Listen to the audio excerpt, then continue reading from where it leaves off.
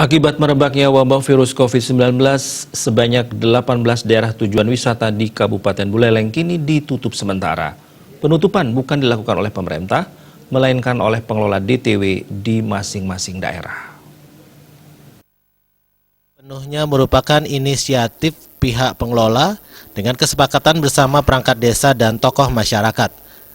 Ketua Gugus Tugas Percepatan Penanganan COVID-19 di Kabupaten Buleleng, Gede Suyase, menjelaskan, terkait instruksi penutupan objek wisata itu, pihaknya akan berkoordinasi dengan Bupati Buleleng, Putu Agus Suratnyana. Pada dasarnya instruksi itu akan diikuti, mengingat memang dampak penyebaran wabah ini telah mengganggu aktivitas pariwisata di daerah. Sebelum instruksi secara resmi turun, objek wisata di Buleleng sudah ditutup lebih awal.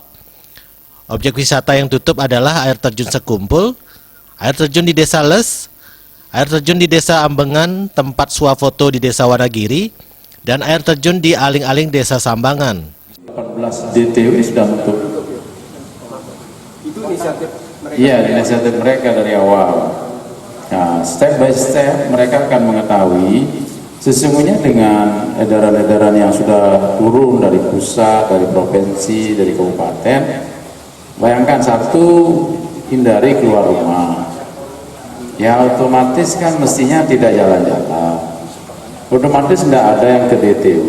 Kan lalu. Tapi karena dilihat masih ada, ya, kemudian DTW sendiri kekhawatiran melayani tamu karena bersentuhan, apalagi kalau air terjun, kemudian renang bersama-sama, kan jelas ini akan riskan. Jadi karena itu kalau memang disuruh menutup, tinggal sebentar dengan Bupati, kalau beliau dipertegas lagi harus menutup, padahal sudah ada yang menutup nih, yang rame-rame 18 DTW sudah ditutup.